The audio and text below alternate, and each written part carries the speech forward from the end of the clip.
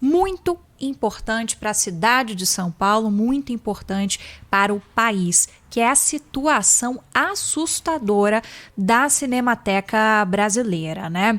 A Cinemateca, ela tá abandonada. Acho que é a palavra que mais define a situação atual da Cinemateca. Falta brigada de incêndio, falta segurança, tem salários atrasados, são vários e vários problemas acumulados que a nossa reportagem tem relatado aqui nos últimos dias, né? 4 meses de contas de luz atrasadas, 3 meses sem pagar salários de funcionários e uma preocupação enorme, Cris e ouvintes, porque se tem um acervo riquíssimo do nosso cinema brasileiro, né? E tem materiais que são altamente inflamáveis, são aqueles rolos de filme muito antigos, de época que nem televisão a gente tinha. Imagina só, né? Isso tudo está ameaçado. A preocupação central, apesar de todos esses problemas, é com o risco de incêndio. E aí, já que se tem aí uma briga na justiça sobre o que a União deve fazer, o Ministério Público Federal, inclusive, também está processando o governo federal em relação a essa história, se tem também uma iniciativa muito bacana dos parlamentares da Câmara Municipal aqui de São Paulo para arrecadar recursos para a Cinemateca brasileira. Então, tudo isso para a gente apresentar o nosso convidado por aqui, o Gilberto Natalini, do PV de São Paulo. Olá, muito boa noite para o senhor, seja bem-vindo aqui ao Bastidores do Poder. Boa noite, Isabel, boa noite, Cristiano, boa noite aos ouvintes e internautas da Bandeirantes, é um prazer estar aqui, muito obrigado pela oportunidade. Boa noite, vereador. Vereador, conta pra gente, hein, como é que surgiu essa ideia de organizar uma vaquinha, quantos parlamentares estão participando e quanto que vocês estão planejando arrecadar? Bom, eu tenho uma relação com a Cinemateca muito antiga, não é? Eu conheço a Cinemateca há muitos anos e frequentei lá, frequento, enfim, é uma relação até afetiva, né? E sei da importância dela. E quando eu soube que ela estava nessa situação, o abandono que foi deixado o acervo do cinema brasileiro pelo responsável por ele, que é o governo federal, fiquei muito preocupado, entrei em contato com a entidade que faz a gestão da Cinemateca, com a Sociedade Amigos da Cinemateca, que é uma organização da sociedade civil que foi fundada em 1962 para ajudar a proteger a Cinemateca.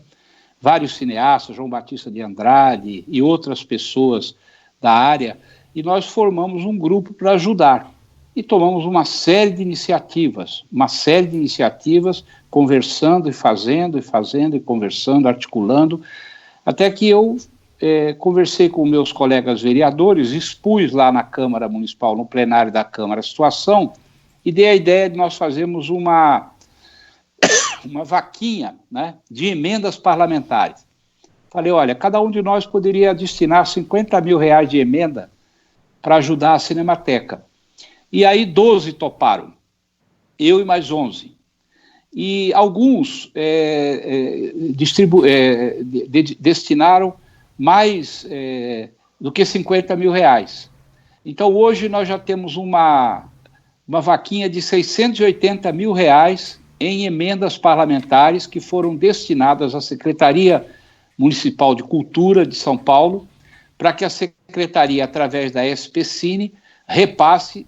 A Prefeitura tem um convênio com essa SAC, Sociedade Amigos da Cinemateca, que tem condições de repassar o dinheiro, repasse esse dinheiro, quase 700 mil reais, para que a gente possa, que a SAC possa saldar dívidas, né? Pagar uma conta de luz ou duas, consertar lá os equipamentos de refrigeração para proteger os filmes, talvez, quem sabe, saldar parte da dívida com a empresa de manutenção dos refrigeradores, que é o problema mais central da Cinemateca hoje, é o problema, se faltar luz, né, fica sem refrigeração, pode pegar fogo no 250 mil cópias de filmes, toda a história do cinema está lá. E também os funcionários, que são funcionários altamente qualificados, que não tem no mercado esse tipo de funcionário, que protegem o acervo, que constrói a biblioteca, que estão há meses sem receber, ninguém consegue trabalhar 3, 4 meses sem salário. Então, nós estamos movimentando, pedir também ao secretário de Cultura do município que possa pôr algum dinheiro do Tesouro Municipal para que a SAC possa ajudar a saldar, até que esse imbróglio com o governo federal seja resolvido ou no diálogo ou através de uma decisão judicial, porque o procurador já entrou com uma ação civil pública pedindo para o governo federal assumir as responsabilidades de custear a Cinemateca. O vereador, o senhor tem um levantamento do quanto esse valor vai ser importante para a Cinemateca, para quais serviços ele pode ser destinado e de que forma ele chegaria até a Associação de Comunicação Educativa Roquete Pinto, que é quem faz a gestão ali da Cinemateca hoje, apesar de tanto imbróglio, como o senhor falou, na relação com o governo federal? A Roquete Pinto, ela ganhou um chamamento lá no ano 2018, e em 2019 o governo federal passou só parte do que era o combinado. Uhum. Era 13 milhões de reais, parece que passou 7 milhões em 2018. 2019, passou... Ela custeou o restante dos próprios recursos da fundação, da SERP chamada, né? Roquete Pinto. E esse ano, eles fecharam a torneira de vez, não entrou um centavo. Então, é insolvência, é falência do processo, falência de múltiplos órgãos. Eu que sou médico, sei o que significa isso para um paciente, né? É quase a morte. Então, esses 700 mil reais que a gente recolheu, eu acredito que hoje mais outros 3 vereadores me procuraram para também querendo ajudar, outros 3. Então, nós éramos em 12, podemos chegar a 15. E se a moda pega, a gente pode recolher aí R$1 milhão, se todos vierem, ou até mais. Isso ajuda muito, porque a conta de luz por mês é 120 mil. A Enel estava ameaçando de cortar a luz da Cinemateca. Cortou a luz, não tem refrigeração, o gerador não pode virar 24 horas, dias e dias seguidos. Isso não existe, então tem que ter luz elétrica para fazer a refrigeração. Se cortar a luz, corre o risco de pegar fogo mesmo, o risco é iminente. Eu falei com a Enel, liguei lá para a diretoria, implorei a eles, para eles darem um prazo, aí 1 mês, 2 meses, 3 meses de moratória, até que a gente consiga colocar de novo a Cinemateca em condições de saldar a sua conta de luz. Né? E eles fizeram isso, eles pararam aquela pressão enorme que estavam fazendo e deram uma moratória aí de um tempo para ver se a gente consegue, junto ao governo federal, resolver. Agora, está difícil lá no governo federal. Tem uma confusão lá terrível, eles falaram uma coisa, o ministro esteve na Cinemateca, se comprometeu com uma série de questões, falou que ia resolver, que ia haver o convênio com a SERP por um prazo médio até resolver quem ficaria no futuro, ia saldar as dívidas que tem para poder pagar. E depois não cumpriu nada disso, nada foi cumprido, já faz 1 mês que ele esteve lá e não cumpriu, e isso nos preocupa. Então, por isso que foi feita a ação, o procurador federal em São Paulo, e ele fez uma ação civil pública, o Ministério Público, procurador do Ministério Público Federal de São Paulo. Vereador? Gustavo Torres, exatamente. Ele fez uma ação muito bem feita, cobrando do governo federal a responsabilidade. Agora, esse dinheiro da Câmara é um dinheiro que vai ajudar muito, porque se você pode, com esse dinheiro, contratar por 90 dias a empresa que faz a manutenção dos refrigeradores para voltar as pessoas lá, porque hoje tem uma pessoa lá, que está salvando a pátria lá, entendeu? E aquilo teria que funcionar com várias pessoas, tem que ter assistência 24 horas, né? Questão da segurança, as equipes de segurança, a empresa de segurança foi embora, porque não recebeu. Aí a prefeitura negociou, ia botar 2 equipes da Guarda Civil Metropolitana, mas que não são suficientes para tomar conta. Lá é uma área, é um parque com um alqueire mais ou menos de tamanho. Um prédio lindíssimo, que foi o antigo Matadouro de São Paulo, né? E a parte do acervo fica lá no fundo. Tinha que ter segurança lá no acervo, vereador, para ninguém entrar naquilo. E uma preocupação muito grande, né? O senhor apontou bem aí a questão do risco do desligamento da energia, é que também se tinha toda uma novela em relação à brigada de incêndio por lá. O senhor tem alguma informação mais recente? A brigada de incêndio não está lá. Não está lá, ou seja, não se tá. Tem um incêndio, não tem ninguém especializado. Não tem brigada de incêndio, não tem. Então nós estamos correndo um risco grande. Isso tudo que a gente quer fazer o governo ver, entendeu? Porque se queimar ali, vai acontecer a tragédia muito parecida com o que aconteceu no Museu Nacional do Rio de Janeiro. Todo o acervo do cinema brasileiro, todo o arquivo está guardado ali. São 250 mil cópias.